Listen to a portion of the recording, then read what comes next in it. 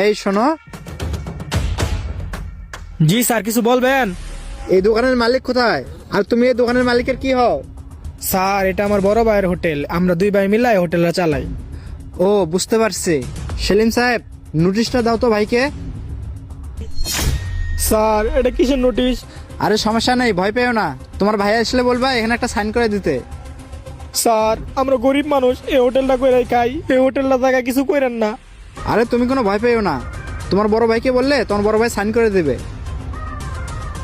কিন্তু ঠিক আছে স্যার, আপনার পরিচয়টা যদি বলতেন।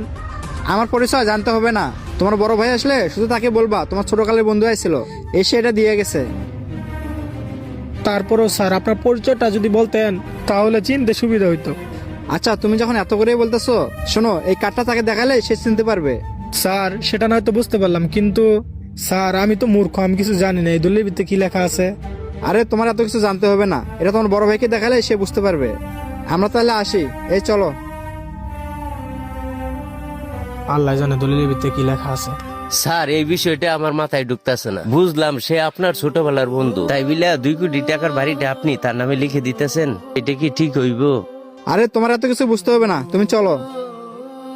কিরে আশিক, পেঁয়াজও কি এখনো বানান শেষ হয় নাই? এই তো অল্প কিছুক্ষণ লাগবে। ভাইয়া, একটা লোক আসছিল, লোক এসে বললো তোমার নাকি ছোটবেলার বন্ধু, একটা কাগজ দিয়ে গেছে, সাথে উকিলও আইছিল, এই কাগজটা দিয়ে গেছে। আল্লাহ জানে উকিলে কি জানি কাগজ দিয়ে গেল। কিরে, বাড়ির দলিল, কিন্তু আমার নামে 2 কোটি টাকার বাড়ির কাজ কে দিয়ে গেছে? কোন পরিচয় দিয়ে গেছে তোরে? ভাই, পরিচয় তো আমাকে বললো না, আমি জিজ্ঞাসা করছিলাম। ও, মনে পড়ছে, আমার একটা কার্ড দিয়ে গেছে, এই যে কার্ডটা দিয়ে গেছে। এমডি জীবন হোসেন। কিরে, জীবন? এটা তো জীবনের কার্ড। আশিক, এ আমার ছোটবেলার বন্ধু জীবন। ভাইয়া, হতে পারে, আমি তো চিনি না।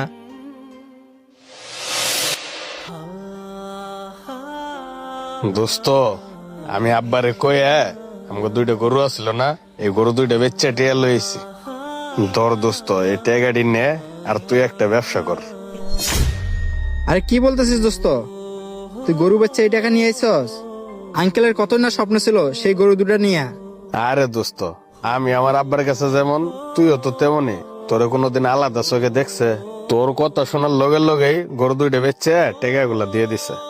দোস্ত, তারপর আমার মনে হয় ঠিক হয়নি, কারণ এই আমার টাকার জন্য আঙ্কেলের শখের গরু দুটা বিক্রি করে দিল।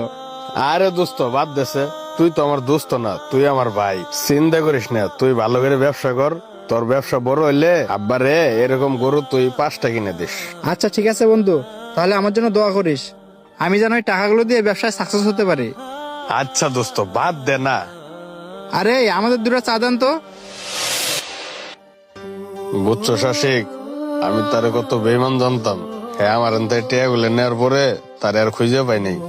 আর ওই কিনা আমার জন্য 2 কোটি টিয়ার বাড়ি উপহার দিল। আশিক, এক কাজ কর, তুই দোকানগুলা দেখাশোনা কর, আমি আইতাছি, আমি জীবনের লয় দেয়া করে আই। দোস্ত, তুই সেদিনের পরে থে কই যে গেলি, তোরে আর খুঁজেই পাইলাম না।